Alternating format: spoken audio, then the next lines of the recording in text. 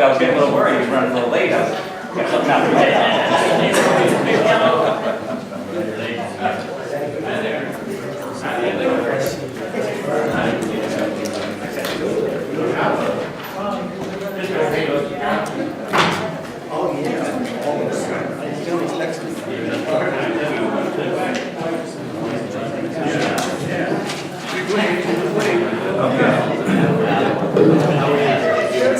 And if I could just mention two other things in my report, I know you gave me three. That's what I do. Except for you. Tennis lessons, we're going to be doing tennis lessons again this year for 5 weeks. You can sign up at the recreation department, you can give us a call. Also, a spring boutique at the Living Hope Fellowship Church, which is across from the Sheeran's Restaurant. That'll be on Saturday, April 25th. They'll be having a spring boutique there. And at the town of Stony we'll be having our annual yard sale at Kirkbride Hall on May 31st. We have plenty of time for that, but we will be doing that. We just hope to meet our new regulations.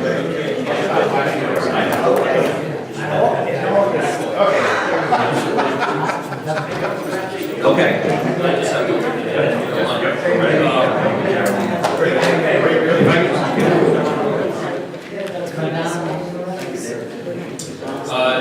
Mr. Supervisor, members of the town board, it's timely that we're talking about this because I think the two gentlemen that we just honored are a real inspiration for the younger generation to perform community service and be involved in making Stony Point a better place.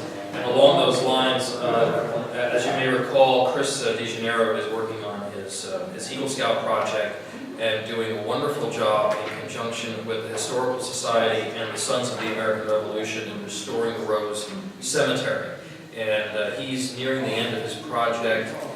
We are at a point where we need to erect a sign there so that the cemetery can be acknowledged for its historical significance to the community. Chris is going to be raising some funds for that. I've also pledged personally to make a donation to his fund for the sign. I'm encouraging other people, other members of the board and other folks around town to do the same. But I would also, I'm going to be coming to you within the next couple of weeks with a recommendation that the town also contribute to the cost of installing the sign for what will be called the Old Rose Cemetery. And they're getting ready to finish the restoration there, and as soon as I get some more information from the Historical Society on the specific final wording for the sign, then I'll be making a recommendation that we contribute to the cost of that sign. Okay. How much is the sign? Do we know yet? I have an estimate. What is the name going to be on the cemetery?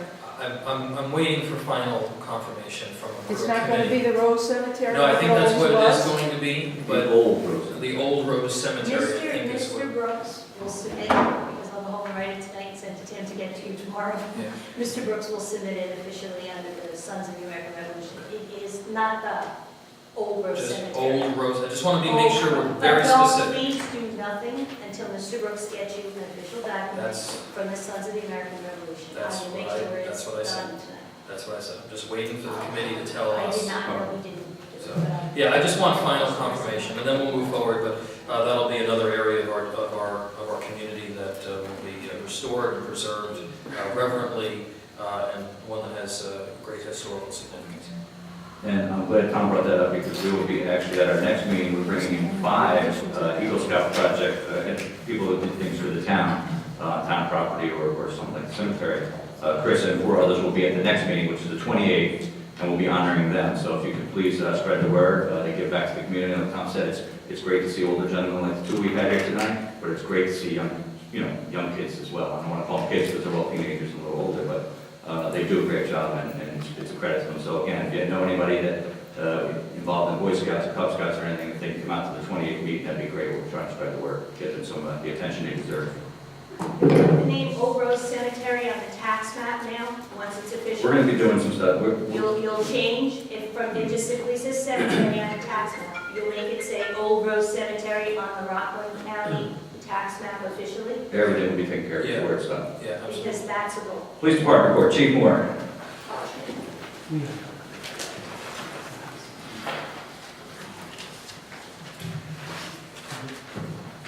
Good evening, Mr. Supervisor, members of the town board. You have before you the police report for the month of March 2015. Number of calls for service 796. Number of recorded accidents 30. Number of arrests 64. 1,251.9 gallons of fuel.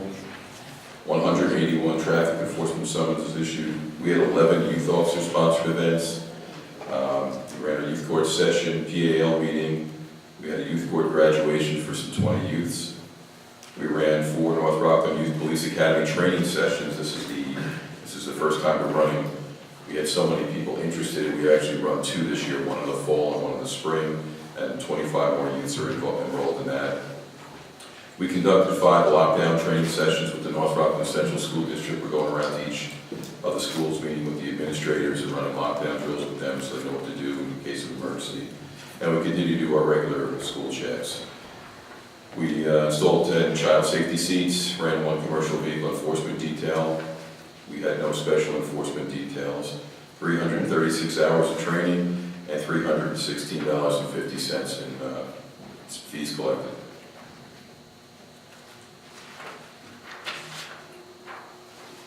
Chief?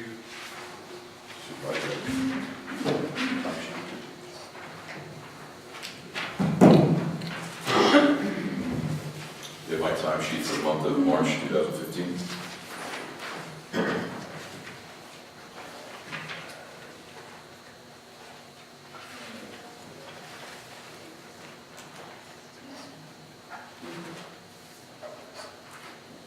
Okay, thank you, Chief. I'll make a motion to accept the timesheet for Chief. Second. Okay, it's been a motion and a second. Any discussion? All in favor? Aye. Opposed? Motion carries. And this is signed, Chief. Thank you. You should also have in front of you the overtime report, simply report. Overtime report is through payroll number 6, April 1st, 2015. Make a motion to accept the reports as. Okay, there's a motion Second motion. and a second. Any discussion? All in favor? Aye. Opposed? Motion carries. Thank you. Thank you. Supervisor, I have reimbursement for you to accept stop DUI reimbursement funds in the amount of $668.48. Requires your signature.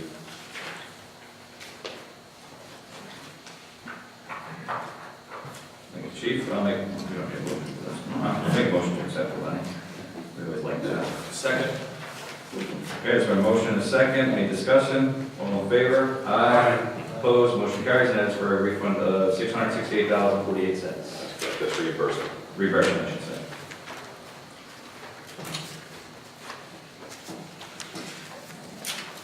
Okay, and the last item I have on my agenda is to approve my attendance at the New York State Chiefs Conference. This year is July 12th through the 15th, 4 days. It's at Saratoga. And it's part of what would come out of my training budget, so the funds are there already. So moved.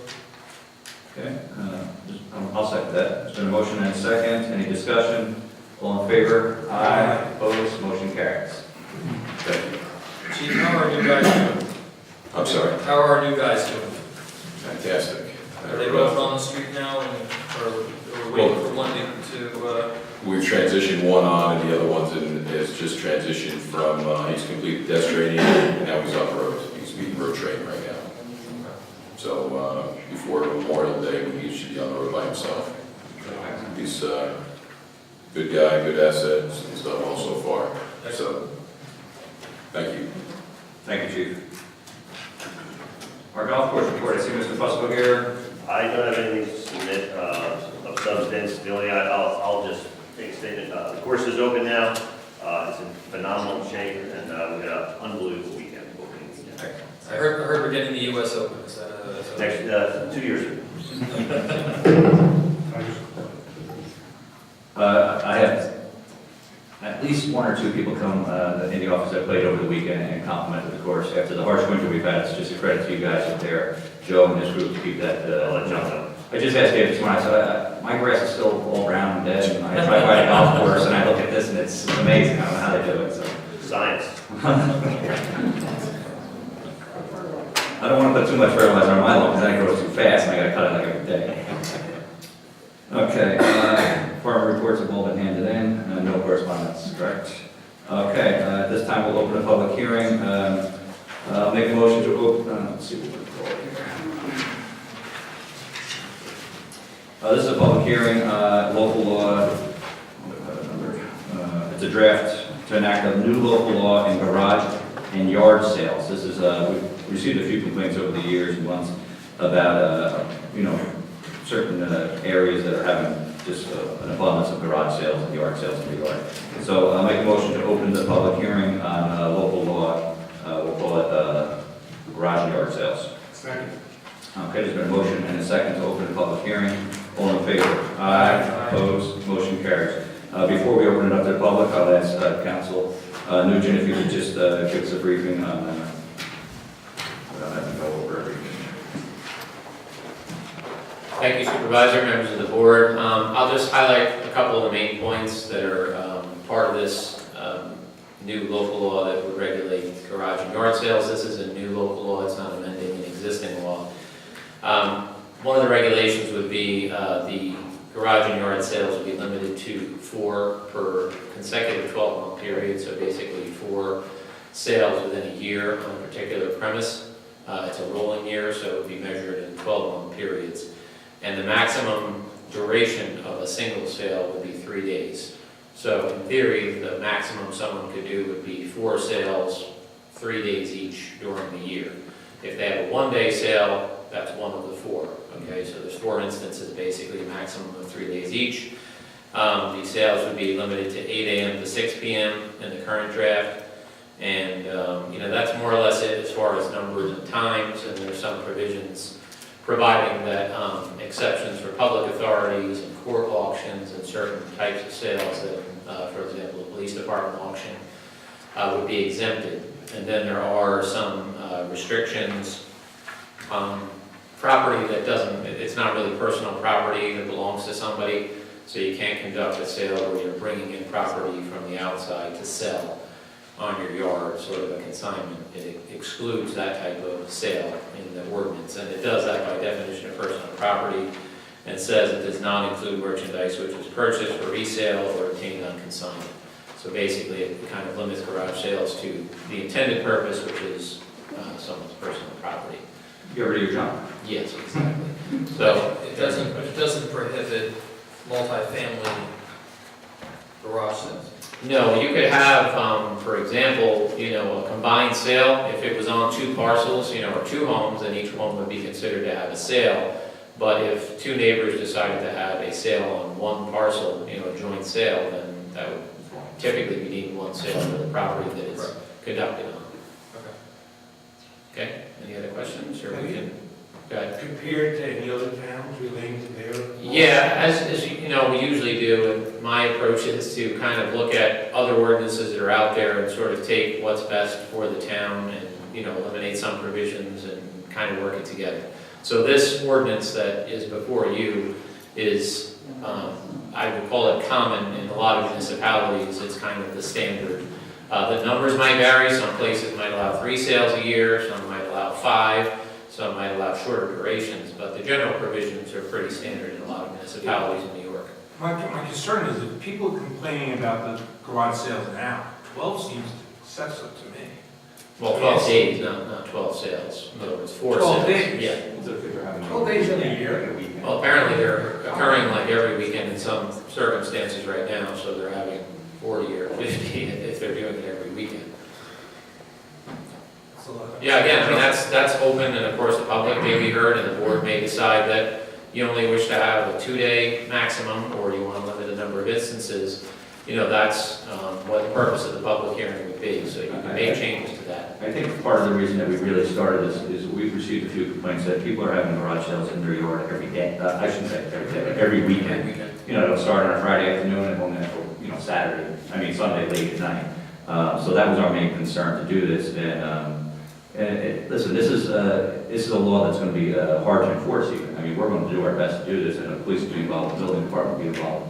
But if we start getting it really 2 or 3, a year, I think we're going to be receiving a lot of phone calls on this. And I think 4 is, it's 4 weekends really is what we're looking at. Yeah, I think like with any kind of police power ordinance, it would be hard to police the 4 instances, but of course, if it's someone that's having so many sales, it's going to draw the attention, it's going to be easy to police that person, but I don't envision that the police or the building inspector will be driving around counting every single garage sale, as in any ordinance. I tend to think the number is reasonable. The one thing that I have a question about is the time. The 8 a.m.